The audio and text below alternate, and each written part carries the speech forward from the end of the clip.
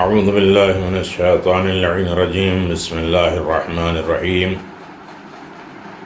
الحمد للہ رب العالمین والصلاة والسلام علی نبی الکریم وعلی آلہ الطیبین الطاہرین المعصومین المنتجبین ولعنۃ اللہ علی اعدائہم من الآن الی قیام یوم الدین آمین یا رب العالمین. اما بعد فقد قال اللہ تبارک و تعالی فی قرآن مجید بسم اللہ الرحمن الرحیم یا ایہا الذین آمنوا استعینوا بالصبر والصلاة وإن اللہ مع الصابرین. حاضرین محترم اور سامعین عظام السلام علیکم ورحمۃ اللہ وبرکاتہ. گفتگو جاری تھی کہ ماہ رمضان ہماری خطائیں اور اس کی اصلاح. اپنے چوتھے مرحلے پہ گامزن ہے جہاں ہم اپنی چھوٹی سے چھوٹی غلطیوں کی طرف توجہ دیں. ہم خود اپنے گناہ اپنی برائیوں کو سرچ کریں، دوسروں کی نہیں، اور جب اپنی غلطیاں کوتاہیاں نظر آنے لگے تو پھر اس کی اصلاح کی طرف بھی ہمیں غور کرنا ہے، یعنی وہ کیسے سدھر سکتی ہے. ہم دوسرے کو سدھارنے جاتے ہیں، ماہ رمضان خود اپنے آپ کو سدھارنے آیا ہے.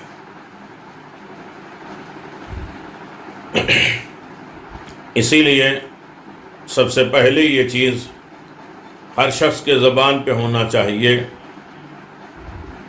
کہ میری خطائیں اور اس کی اصلاح کیا ہے، میری غلطیاں، میری سوچ، میری فکر. اور پھر ہم جانچیں اپنے آپ میں کیا ہمارے اندر یہ باتیں پائی جاتی ہیں. چھوٹی سی بیماری ہے، اس کے لیے انسان یہ کوشش کرتا ہے کہ ہمارے اندر یہ بیماریاں نہ ہوں. تو جو بیماری جو ہے وہ قیامت میں، محشر میں، حساب و کتاب میں، قبر میں، فیصلے کے وقت صراط کے اوپر ہمارے لیے باعث زحمت اور تکلیف ہو اور رسوائی اور ذلت اور شرمندگی کا سبب ہو، اسے پہلے ماہ رمضان میں ہم اصلاح کر لیں. کیوں؟ اس لیے کہ الصوم جنۃ من النار، روزہ جہنم کی آگ سے نجات دلانے والا ہے. گویا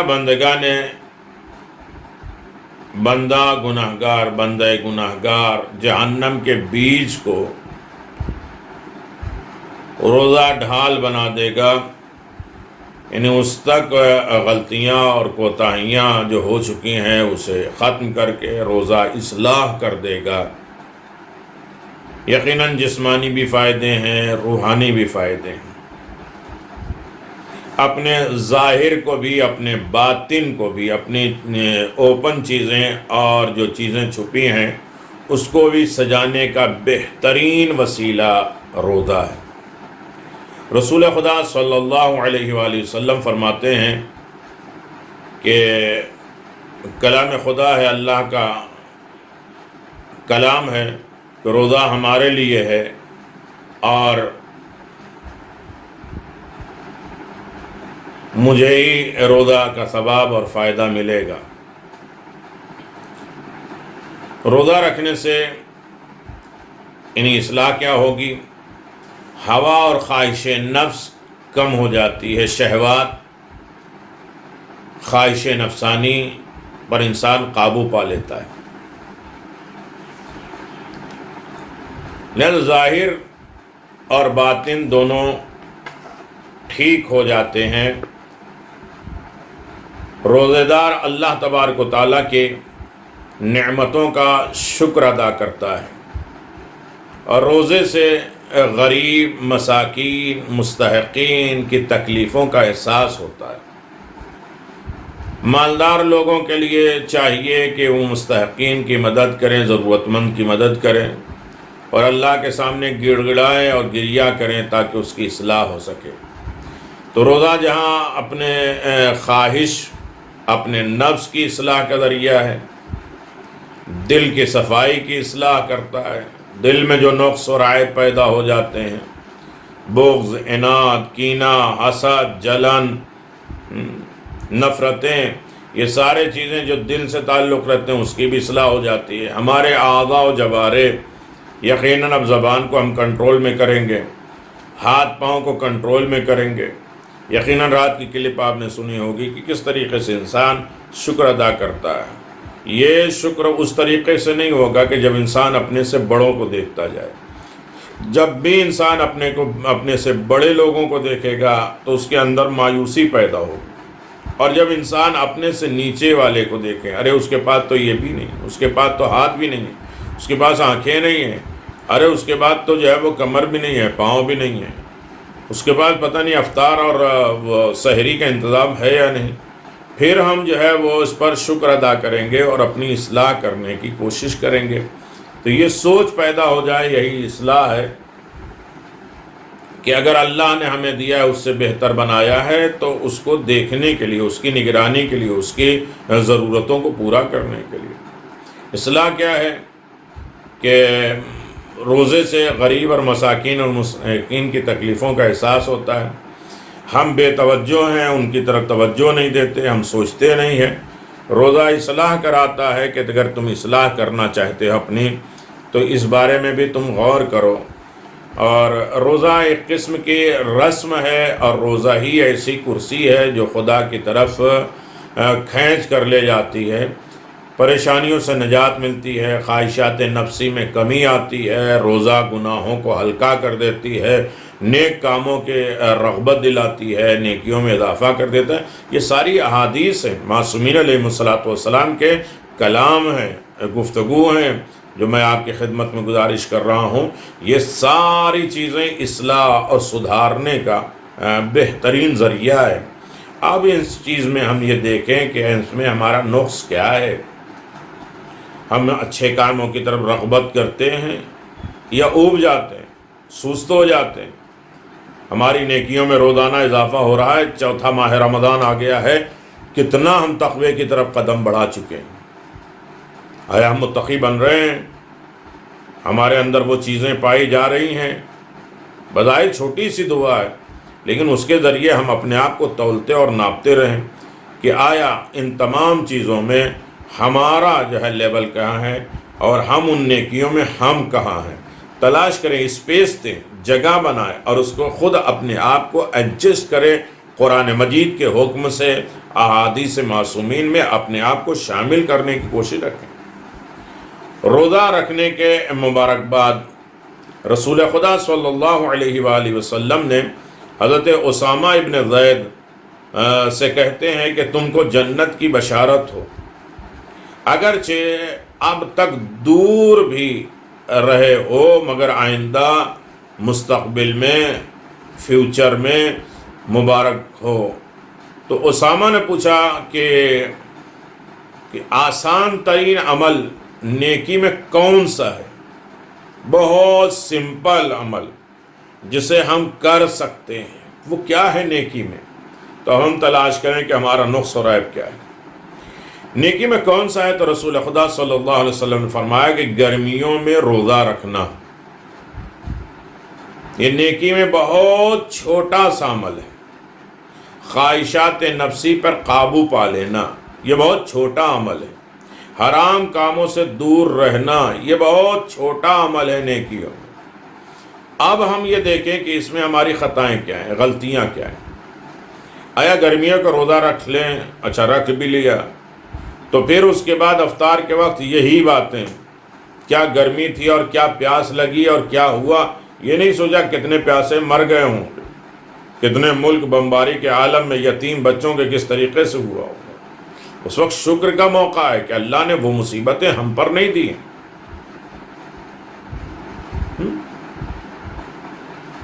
دعائے سحر میں پڑھتے ہیں تستبدل بہی غیرک، اللہ تو اپنے کام کو لے گا لیکن میرے علاوہ کسی اور سے نہیں لینا۔ یہ غلطی ہے کہ اللہ کے جتنے نیک کام ہیں ہمارے ہاتھ سے کیوں نہیں ہو رہے، یہ سوچنا۔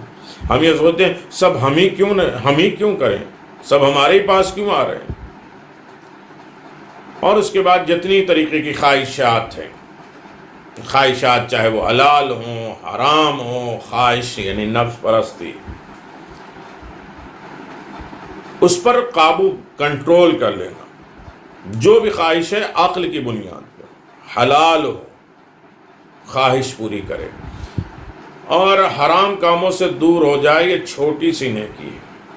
اے اسامہ، یہ روزہ رکھنا تمہارے لیے دوزخ سے بچنے کی ایک ڈھال، ایک سپر ہے۔ اگر بھوک اور روزے کی حالت میں تم مر گئے تو تم خدا سے نزدیک تر ہو جاؤ گے۔ اللہ اکبر! اس میں کتنے پہلو پائے جاتے ہیں جو ہمارے اندر یہ پائے جاتے ہیں، خرابیاں اور غلطیاں اور کوتاہیاں پائی جاتی ہیں، اس کی اصلاح ہم کیسے کریں؟ اخلاص واقعی رکھنا۔ امام جعفر صادق علیہ السلام فرماتے ہیں کہ رسول خدا فرماتے ہیں کہ روزہ رکھنا آتش جہنم سے نجات ہے، اور روزہ دار آفات دنیا سے بچے گا اور عذاب آخرت سے نجات ملے گی۔ اور جب تم روزہ رکھو تو دل میں نیت کرو کہ شیطانی وسوسے سے خواہشات نفسی پر قابو رکھوں گا اور اپنے نفس امارہ کو زیادہ روزہ اور عبادت کے ذریعے کمزور کروں گا۔ اپنا جو ہماری طاقت جو ہے برائیوں کی طرف لے جانے والی چیزیں ہیں، بری سوچ ہمارے اندر جو پیدا ڈیولپ کر دیتی ہے، برا سوچتے ہیں، اس سوء ظن رکھتے ہیں، دوسرے کے بارے میں اچھائی سن نہیں پاتے، اس چیز کو روزے میں ہم کمزور کر دیں۔ یہ ہے اصلاح۔ اس کو پاورفل نہیں بنائیں، اس کو طاقت نہ دیں۔ کھانے پینے کی چیزوں کی طرف رغبت، رجحان، توجہ نہ رکھے، اور ہر لحظہ اللہ تعالیٰ سے اپنے گناہوں کی معافی مانگتے رہو، اور نفس کی گندگی، اس کی تاریکی اندھیری، دنیا کی چاہت وغیرہ کو اپنے دل سے دور کر دو، اور دل میں صرف اور صرف نام خدا باقی رہے، اور دیگر دنیاوی خیالات بالکل چھوٹ جائیں۔ خدا باقی رہے، یا خدا جس کو باقی رکھنا چاہتا ہے، جس کو حکم دیتا ہے، جس کا آرڈر کرتا ہے، اس کا نام جو ہے تمہارے زندگی میں رہے۔ تو یقیناً یہ روزہ ہے، اور اس طرح روزے کی ذریعے سے ہم اپنے تمام چیزیں کی اصلاح کر سکتے ہیں۔ پیغمبر اسلام صلی اللہ علیہ وسلم فرماتے ہیں کہ روزہ رکھنا مصیبت بلاؤں سے چھٹکارا پانا ہے۔ اب اگر ہم روزہ رکھ بھی لیتے ہیں تو ہماری سب سے بڑی سوچ یہ ہے کہ یہ مصیبت، یہ پریشانی کیا ہے؟ یہ ہماری خطا ہے۔ یقیناً روزہ تمام تر مصیبتوں اور بلاؤں سے چھٹکارے کا بہترین علاج ہے۔ دنیاوی مصائب سے روزہ انسان کو محفوظ رکھتا ہے۔ بس روزہ دار کو چاہیے کہ اللہ تعالیٰ کا خوف دل میں رکھے اور خواہشات نفسانی ختم کر دے، تمام شیاطین وغیرہ سے اپنا رشتہ ناتا توڑ دے، اور اپنے آپ کو کھانے پینے سے دور رکھے کہ جیسے کہ بیمار آدمی کھانا پینا چھوڑ دیتا ہے۔ ہر لحظہ، ہر لمحہ یاد الہی میں گزارے، دل کی تاریکی کو دور کرے، اور ذکر تسبیح سے اپنے دل کو روشن کر دے۔ دوزخ سے نجات۔ ابو سعید خدری نے کہا کہ میں نے رسول خدا صلی اللہ علیہ وسلم سے سنا ہے کہ جو شخص بھی اللہ تعالیٰ کی خوشنودی کے لیے روزہ رکھتا ہے تو اس کے بدلے میں 70,000 گناہ بخش دیے جاتے ہیں۔ ہماری خطائیں جتنی طریقے کے بھی ہوں، ماہ رمضان میں اس کی اصلاح ہے۔ ماہ رمضان اس کی اصلاح کرتا ہے، اور ماہ رمضان اس کی اصلاح کر سکتا ہے۔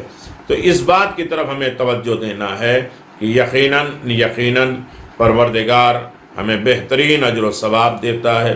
ماہ رمضان کا یہ فلسفہ ہے، ماہ رمضان میں یہ اصلاح ہے، ماہ رمضان انسان کو متوجہ کرتا ہے۔ اب رہا مسئلہ یہ ہے کہ انسان اپنے آپ کو تھوڑی دیر جو ہے وہ غور کر کے دیکھے کہ آیا میں خطا کار ہوں؟ خطائیں، غلطیاں، کوتاہیاں ہمارے اندر پائی جاتی ہیں یا نہیں پائی جاتی؟ بسا اوقات اکثر ہم دوسرے کو بلیم کرتے ہیں، دوسرے کے اوپر الزام لگاتے ہیں، دوسروں کی غلطیوں کو ہمیں نظر آتی ہے، اپنی کوتاہیوں کو بہت اچھا صاحب میرا مقصد یہ تھا، میری سوچ یہ تھی، میں یہ کہنا چاہ رہا ہوں، آپ نے غلط مقصود لیا۔ تو ہم سارے لوگ غلط ہیں، ہم ہی صحیح ہیں۔ ماہ رمضان ایک تھرمامیٹر ہے۔ امام حسن مجتبیٰ علیہ السلام فرماتے ہیں کہ ماہ رمضان ایک ریس ہے، جسے گھوڑے کی ریس ہوتی ہے، دوڑ کی ریس ہوتی ہے۔ اس میں کون عمل اور اچھائی کی طرف، اصلاح کی طرف زیادہ تیز بھاگ سکتا ہے۔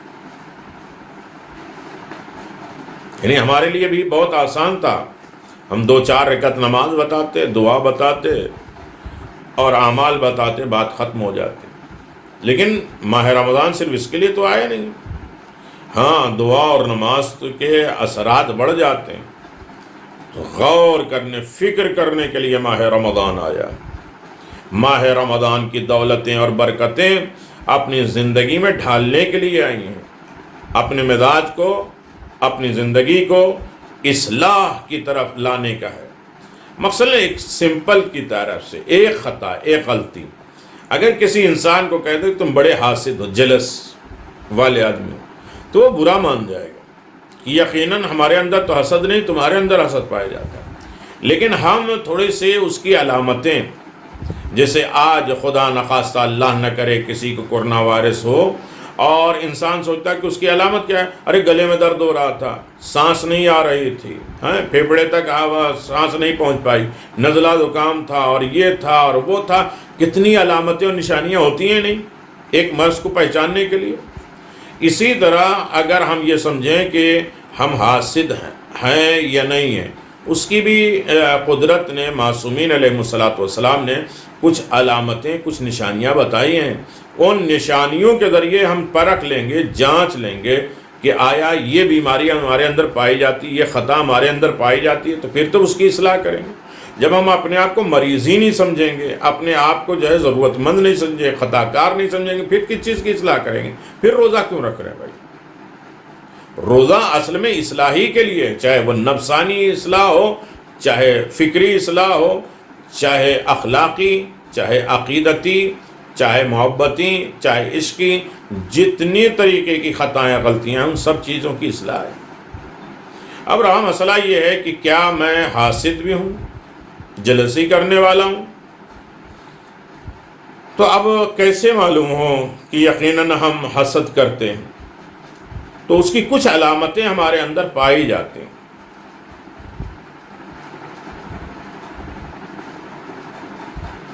سب سے پہلی چیز یہ ہے کہ ساری علامت حسد میں اپنے اندر محسوس کرتا ہوں۔ میں حسد کی جتنی علامتیں، رموز، چھوٹی چھوٹی ہیں، ایرر ہیں، نشانیاں ہیں، علامتیں ہیں، اسے ہم اندر محسوس کرتے ہیں، مگر زبان سے انکار ہی کرتے رہتے ہیں کہ میں حسد نہیں کرتا۔ اپنے بھائی کے لوگوں سے دل کسی صورت راضی نہیں ہوتا، اپنے برادر، اپنے بھائی، اپنے قرابت داروں سے کسی طرح سے دل راضی نہیں ہوتا، کچھ بھی ہو جائے۔ یہ علامت ہے یا نہیں؟ کچھ لوگوں کے لیے میرے دل میں جو برائی کی ہے وہ دل ہی میں رہ گئی ہے اور نکلتی نہیں۔ ہم نے ایک مرتبہ مہر لگا دیا کہ وہ برا ہے، فلاں دن انہوں نے، ارے مجھے معلوم ہے 20 سال تک یہ بات ہوئی کہ میں بھولا نہیں۔ یہ ہے حسد کی علامت کہ کسی کی برائی دل میں آ گئی ہے تو دل سے کبھی نکل نہیں پا رہی ہے۔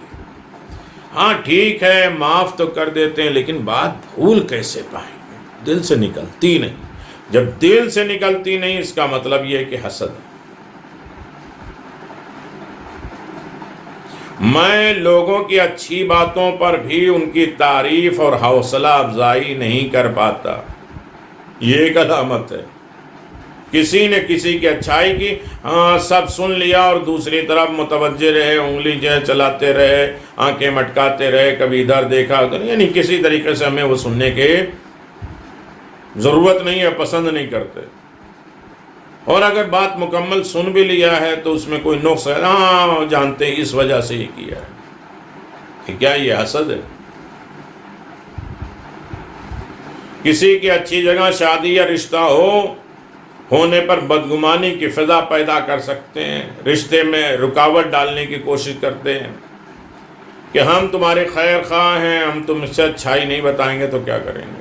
یہ بات ان کے میں پائی جاتی ہے، میں نہیں بتاؤں گا تو کون بتائے گا؟ آپ نے پوچھا یہ رشتے کا مسئلہ ہے، مجھے کھل کے بتانا پڑے گا۔ کیا ہے یہ حسد ہے، جلن ہے۔ میں کسی چیز میں مجھے کسی چیز میں لذت نہیں آتی، چونکہ میں حاسد ہوں۔ نہ نماز میں مزہ آ رہا ہے، نہ قرآن میں مزہ آ رہا ہے، نہ نیکی میں مزہ آ رہا ہے، نہ کسی اچھائی میں مزہ آ رہا ہے۔ کیوں؟ اس لیے کہ میں حاسد ہوں، جلسی کرنے والا ہوں۔ چاہے میں زبان سے نہ کہوں کہ میں حاسد ہوں، لیکن یہ بیماری ہمارے اندر پائی جاتی ہے۔ ہماری دوستی زیادہ دیر کسی سے رہ نہیں پاتی۔ ارے فلاں دوست تھا، پتہ نہیں کیا یہ حالات ہوئے، ٹوٹ گیا، وہ دوست تھے وہ ختم ہو گیا، وہ دوست تھے وہ، یعنی دوستی زیادہ دن باقی نہیں رہ گئی۔ اس کا مطلب یہ ہے کہ حاسد ہیں۔ جناب لقمان نے 3 علامتیں اور رسول خدا نے 4 علامتیں بیان کی ہے کہ حسد کی۔ حسد جو انسان جلسی کرتا ہے، میں غیبت کرتا ہوں، جب غیبت کرو تو حسد ہے۔ سامنے چاپلوسی کرتا ہے، مل گئے تو جو ہے مسکرا کے، بائی فیس انسان جو ہے وہ مسکرا کے بعد اندر کا دورت رکھتا ہے، چاپلوسی کرتا ہے، ارے آپ سے اچھا، آپ سے اچھا۔ دوسروں کی مصیبتوں پہ خوش ہوتا ہے، دیکھو ہمیں ستایا تھا، یہ ہو گیا، اللہ تو بدلہ لے گا ہی۔ یہ پتہ نہیں کس وجہ سے بدلہ لیا ہو، اس کا امتحان ہو، اس کے درجات بلند ہوں، یا اس کے گناہوں کا کفارہ ہو، ہم اپنی جگہ پہ خوش ہو جاتے ہیں۔ دیکھا، یہ سب حسد کی نشانیاں ہیں۔ غیبت، چاپلوسی، مصیبت پہ خوش ہونا، یہ ساری چیزیں جلسی اور حسد کی علامتیں پائی جاتی ہیں۔ یقیناً آپ دیکھیں کہ میں ہمیشہ کڑتا رہتا ہوں اندر اپنا، کیا بات ہے، بس مزہ نہیں، کڑ رہا ہوں۔ کیا اس کو لفظ کو بہت اچھا لفظ ہے، اس لیے میں اس کو بدلنا نہیں چاہتا ہوں۔ اندر جلے جا رہے ہیں، اندر جو ہے وہ پگھل رہے ہیں، اندر ہی ختم ہوتے جا رہے ہیں، کڑ رہے ہیں، پریشان دل رہتا ہے، مسلسل غم رہتا ہے، چونکہ حاسد ہوں۔ مان لے ہم کہ ہم سے غلطیاں ہوتی ہیں، کوتاہیاں ہوتی ہیں۔ میں بعض دفعہ اپنے تعلقات کو استعمال کر کے کسی کو کسی فائدے یا ترقی سے رکوا سکتا ہوں۔ میں سفارش کر دوں گا، کیسے نہیں ہوگا، بالکل اس کا کام نہیں ہوگا، یا جو ہے ان کا کام نہیں ہونے دینا، جو مسجد کی طرف جا رہا نہیں ہونا، وہ افطار دینا چاہتا ہے، میں نہیں دینا چاہتا، وہ مجلس کرنا چاہتا ہے، روز مولانا کو بلوانے نہیں، کوئی نہیں کوئی اس کی ترقی یا اس کے تعلقات میں رکاوٹ بنتا ہوں۔ جس کسی مومن یا مومنہ سے کوئی اختلاف ہو تو اس کے کسی نقصان کا سن کر اکثر یہ کہا جاتا ہے کہ اس کی توبہ انجام ہونے ہی میں چاہیے تھا، وہ تو یہ ہونا ہی تھا اس کے ساتھ، اس لیے کہ وہ غلط ہے۔ یہ حسد ہے۔ اگر کسی کو میری اچھی رائے دنیا سے فائدہ مل سکتا ہے تو چھپ کر منفی رائے دے، اسے فائدہ سے محروم کر چکا ہے، فائدہ رائے نہیں دیتا، تو یہ بھی ایک حسد کی ہے۔ من شر حاسد اذا حسد، نعمت محسود کے لیے نعمت ہے، حاسد کے لیے سزا ہوتی ہے۔ جس سے حسد کیا جائے اس کے لیے ساری نعمتیں ہیں، اور جو حسد کرتا ہے، جو جلسی کرتا ہے، اس کے لیے سزا ہے۔ نعمت کے فراوانی کے علاوہ کوئی چیز حاسد کے دل کے ٹھنڈک نہیں کرتی۔ لیکن یہ خطا ہے، ہو سکتا ہے آپ سوچتے ہیں کہ کون سا چیپٹر موضوع لے کے آئے ہیں، یقیناً ہمیں آج سرچ کرنا ہے کہ نعمت کا جب زوال ہونے لگتا ہے، یہ بھی ہمارے پاس نعمت تھی، ارے آنکھیں تھیں کم ہونے لگی، بدن میں یہ جو ہے بلڈ پریشر ہو گیا، خدا نخواستہ شوگر ہو گیا، اور یہ ہو گئی وہ ہو گئی، جو گھٹنے کم ہو رہے ہیں، کمر، جب تک نعمت کا زوال نہیں ہوگا حاسد کے دل ٹھنڈ نہیں ہوتے۔ اس وقت اگر دل ہو تو متوجہ ہوتے ہیں کہ یہ بیماریاں میرے ہی کیوں طرف گھیرے ہوئے، تو کہیں حسد تو نہیں کرتے۔ حاسد یہ سمجھتا ہے کہ جس سے وہ حسد کر رہا ہے اس سے نعمت زائل ہو جائے گی اور اس کے اپنے پاس آ جائے گی. بہت عیش کر لو، بہت آرام کر لو، اس دن یہ ختم ہونے والی ہے. ہم سوچتے ہیں صاحب اس کی ہمارے پاس آ جائے. یہ بھی علامت ہے. حاسد اپنی باتوں سے محبت کا اظہار کرتا ہے. بات تو اتنی میٹھی میٹھی کرے گا کہ لگے گا کہ ہاں محبت ہی کر رہا ہے. افعال و کردار میں بعض باتیں چھپی اور کردار میں، فعل میں بہت سی باتیں چھپی ہوئی ہوتی ہیں اور جسے وہ کسی نہ کسی طریقے سے درمیان میں کہہ ڈالتا ہے، جو دوستی کے نام پہ یہ صفت دشمنی کے نام پہ ہوتی ہے وہ اسے بیان کر دیتا ہے. اور اس کے بعد ہمارا دعویٰ ہے کہ ہم حسد نہیں کرتے. میں نے حاسد سے بڑھ کر کوئی ظالم نہیں دیکھا ہے، حدیث معصوم ہے، جو مظلوم سے ملتا جلتا ہو اور اس سے دشمنی کرتا ہو. قرآن کہتا ہے ام یحسدون الناس علی ما آتاہم اللہ من فضلہ.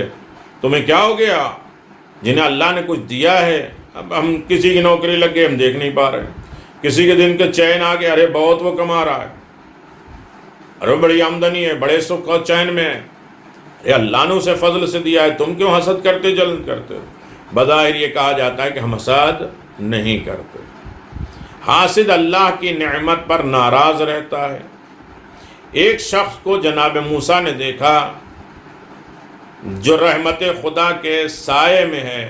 کہا یہ وہ ہے جو دین کی آفتیں میں ہے، خدا کی رحمت کے سائے میں ہے کہ اللہ چاہتا ہے کہ تمہارے اندر سے حسد ختم ہو جائے، بغض ختم ہو جائے، عناد ختم ہو جائے، حسن ظن پیدا ہو جائے، بدظنی تمہارے اندر نہ ہو.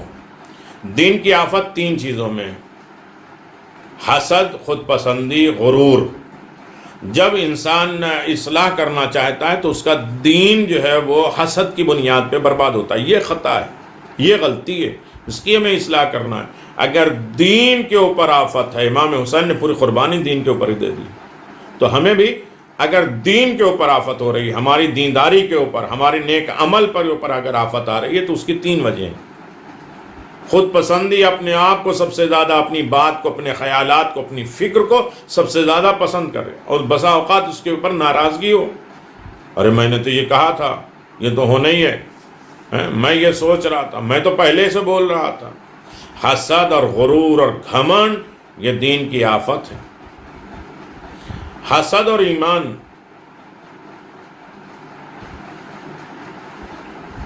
حدیث میں کہ ایک زمانہ آئے گا لوگوں کے سر کے بال نہیں جھڑیں گے، آج گنجے ہو رہے ہیں، بلکہ دین جھڑتا جائے گا حسد کی بنیاد پر. حسد اور کفر، کفر کی اصل بنیاد حسد ہے. آپ دیکھ لیے جہاں سے یہ کفر چلا ہے اس کی مین بیس بنیاد کیا ہے؟ حسد ہے، جلسی. جہاں انسان کے اندر حسد اور جلسی آ گیا تو یہ سمجھو کہ ایمان ختم ہو گیا، دین ختم ہو گیا، انسان کفر کی منزل پہ پہنچ گیا. اور یہیں سے تھا کہ جب سے اللہ کے علاوہ خدا بنائے گئے، یہ کیا تھا؟ قابیل کا حسد ہی تو تھا کہ خدا کے انکار کرنے کا، خدا کے احکام کا انکار کر دینے کا. حابیل کو جیت جانے اور گفٹ کرنے پر جو ہے ان کے لیے حسد کیا، پہلا قتل کر دیا. اور پورے زمانے قیامت تک دیکھ لیجئے کہ جس کی برائیاں، خطائیں، کفر ہیں وہ صرف حسد اور جلسی کی وجہ سے.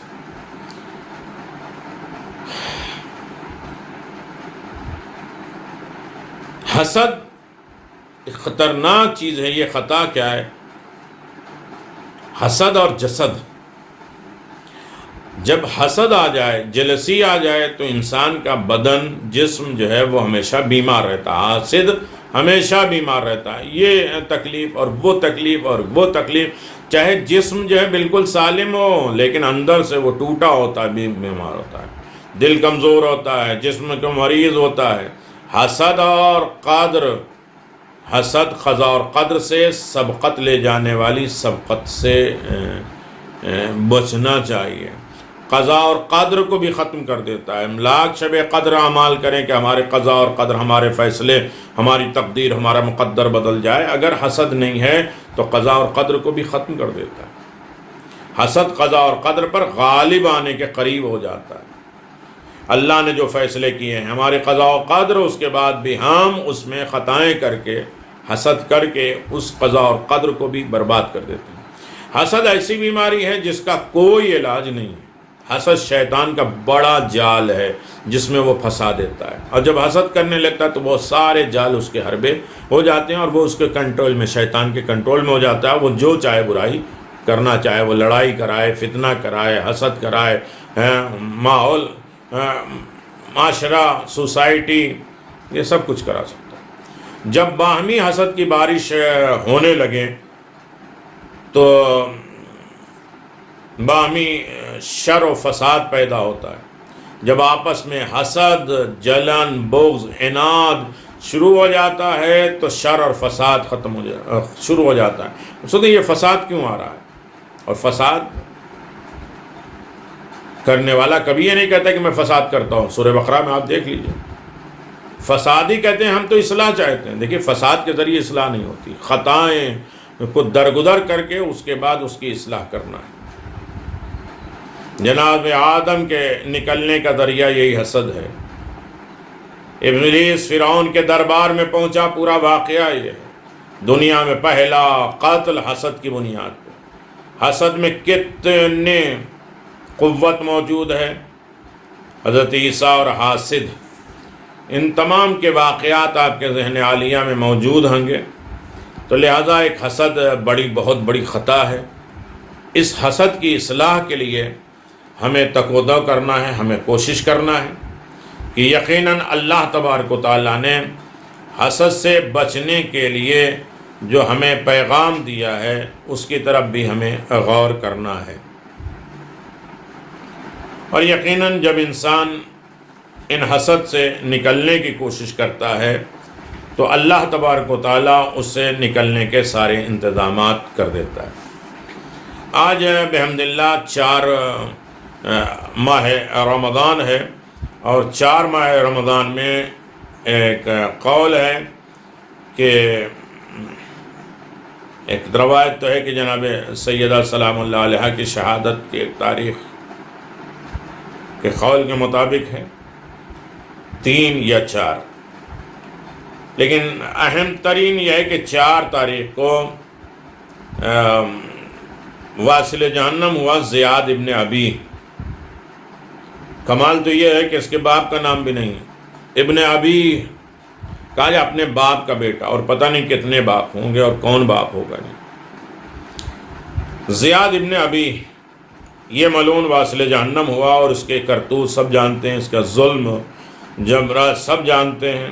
4 ماہ رمضان 53 میں زیاد ابن ابی کوفے میں واصل جہنم ہوا ہے۔ اس لیے ہمیں ماہ رمضان آج دیکھیں زیادہ اعمال اور دعا کی طرف ہم متوجہ ہیں، اور یہ ساری بیماریاں ہم اپنے اندر سے دور کرنے کے لیے آمادہ ہیں۔ اور یہی وجہ ہے کہ آپ دیکھیں کہ آج کے دن 2 رکعت نماز، جس کی پہلی اور دوسری رکعت میں سورہ الحمد کے بعد 1 مرتبہ سورہ کافرون ہے، سورہ توحید ہے، سورہ فلق ہے، سورہ ناس ہے،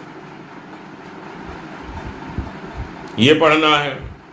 نماز کے بعد تسبیح جناب سیدہ سلام اللہ علیہ، آج کے دن کی اپنی حاجات مانگنا ہے۔ دوسری نماز مولا امام حسن عسکری علیہ الصلوۃ والسلام نے اپنے آباء و اجداد سے ہے کہ جو شخص آج کے دن 6 رکعت نماز پڑھے گا، ہر رکعت میں سورہ الحمد کے بعد سورہ بقرہ کی 285 اور 286 نمبر کے آیت پڑھے گا، تو یقیناً ہر منزل پہ اللہ اس نمازوں کے پڑھنے والے کے تمام گناہ معاف کر دے گا، اور وہ گناہوں سے اس طرح دھو دیا جائے گا کہ جیسے ماں کے پیٹ سے نکلا ہے۔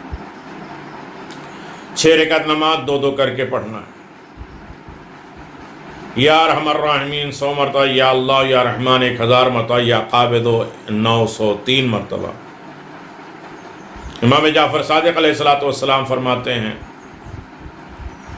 کہ یقیناً کچھ اپنے جسم کا خیال رکھو، کنگھا کرو، عطر لگاؤ، خوشبو لگاؤ، سرما لگاؤ۔ سرما لگانے سے بال اگتے ہیں، آنکھوں میں پانی آنا بند ہوتا ہے، منہ کا ذائقہ میٹھا ہو جاتا ہے، اپنی آنکھوں کی روشنی دینے لگتا ہے۔ زیادہ سے زیادہ محمد و آل محمد پہ صلوات پڑھنا چاہیے۔ روزہ عبادت ہے۔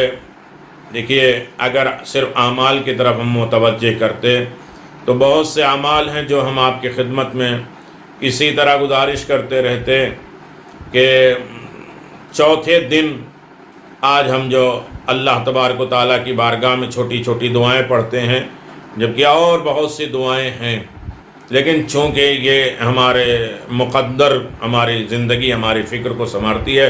رات کی تقریر آپ جو صبح ملتی ہے آپ کو، اس میں آپ دیکھتے ہیں کہ تقدیر سازی، ہماری تقدیر کے بناؤ سنگھار، کس طرح تقدیر بنتی ہے، اور فکر کی تربیت عملی کیا ہوتی ہے، اس پر آپ سنتے ہیں۔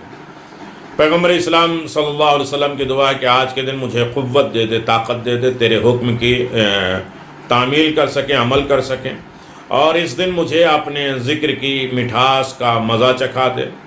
آج کے دن اپنے کرم سے مجھے اپنا شکر گزار بندہ بنا دے، اور اس دن مجھے اپنی حفاظت اور اپنے پردے پوشی کی حفاظت فرما، اے سب سے زیادہ مہربان۔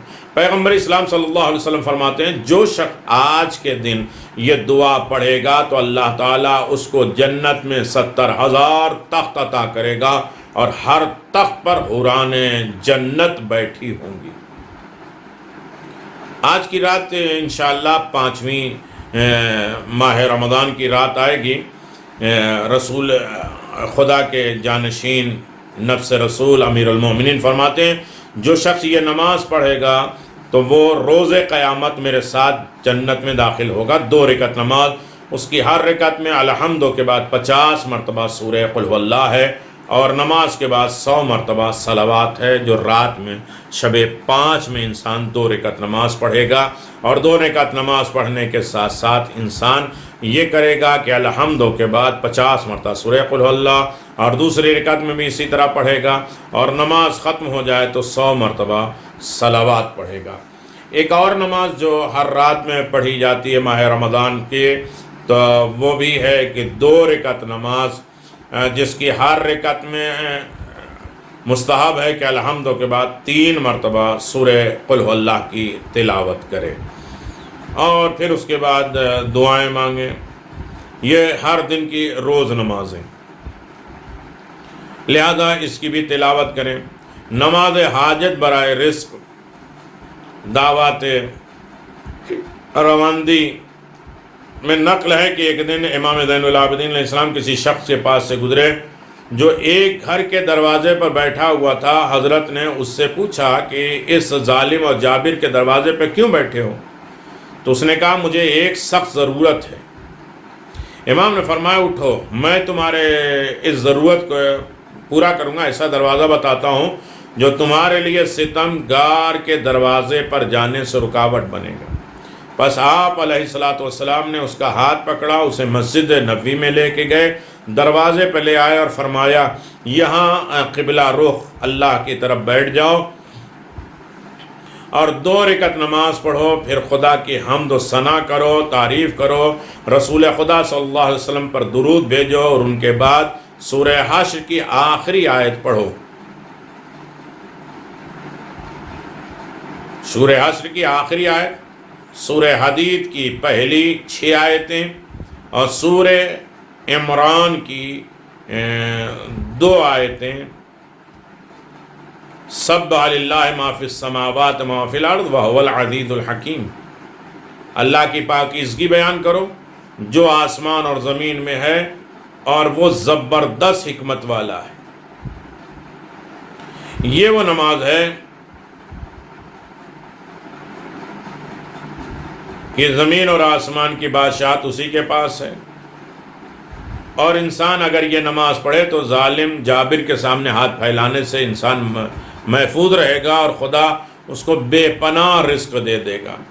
آپ پھر سن لیں کہ رسول خدا صلی اللہ علیہ وسلم پہ درود پڑھنے کے بعد صرف 2 رکعت نماز سادی پڑھ لے، اور پڑھنے کے بعد پیغمبر کے اوپر درود صلوات پڑھے اور اللہ کی مدح سرائی کرے، سورہ حشر کی آخری ایک آیت پڑھے، سورہ حدید کی پہلی 6 آیتیں کی تلاوت کرے، سورہ آل عمران کی یہ 2 آیتیں پڑھیں، بسم اللہ الرحمن الرحیم، سبح للہ ما فی السماوات والارض وہو العزیز الحکیم، دوسری آیت لہ ملک السماوات والارض یحیی و یمیت وہو علی کل شیء قدیر۔